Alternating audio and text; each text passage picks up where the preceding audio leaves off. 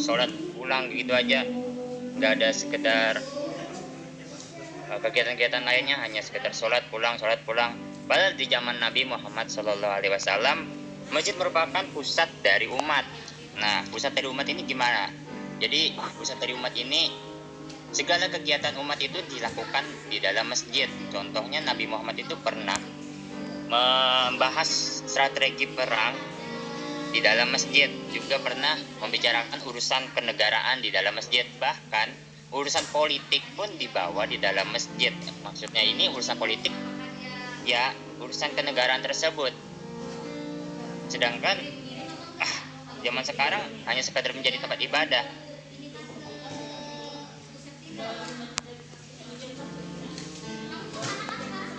Oleh karena itu, saat ini kita tidak boleh namanya membuat masjid itu jadi tempat suatu perpecahan. Jangan sampai ada perbedaan antara satu umat dengan umat yang lainnya. Kita harus bisa memakmurkan masjid dengan cara membuat suatu kegiatan-kegiatan yang bermanfaat bagi kemaslahatan umat.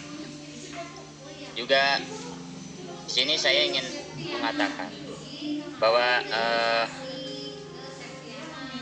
remaja-remaja sekarang itu, Indonesia ini diperkirakan secara penelitian itu merupakan negara dengan jumlah remaja yang paling besar, sehingga bisa dikatakan bahwa kita bisa membangun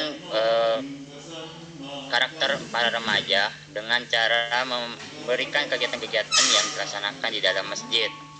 Contohnya apa? Misalnya kita melaksanakan tadarus, terus acara pengajian. Nah, kalau misalkan remaja itu sangat susah untuk datang ke masjid, karena kita saat ini berada di dalam era globalisasi, jadi kita bisa memanfaatkan teknologi saat ini seperti wifi, internet itu kita pasang dalam masjid, terus kita hidupkan sebelum waktu sholat. Jadi para remaja tersebut mungkin akan berdatangan dan mereka akan berkumpul, dan ketika waktu sholat datang, kita matikan perangkat wifi tersebut, perangkat internet tersebut, agar mereka juga dapat ikut serta dalam beribadah sholat, sehingga masjid menjadi lebih ramai dan juga masjid dapat menjadi lebih makmur.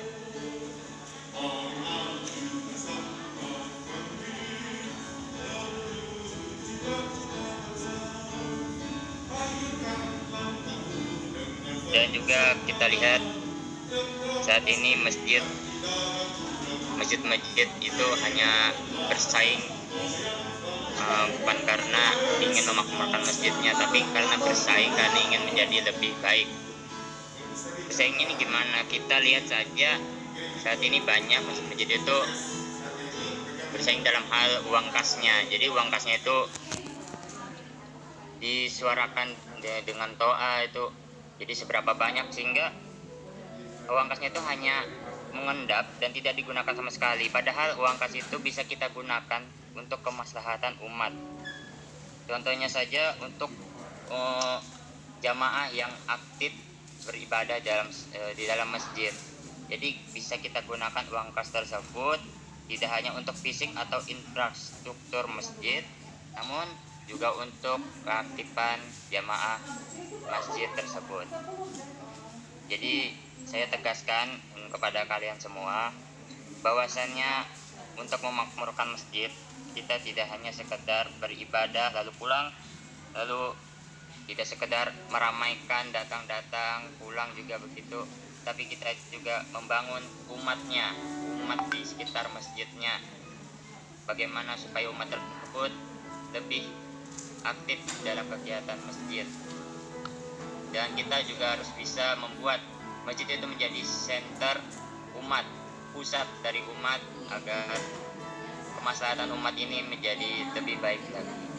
Ya, demikian untuk yang bisa saya sampaikan. Wassalamualaikum warahmatullahi wabarakatuh.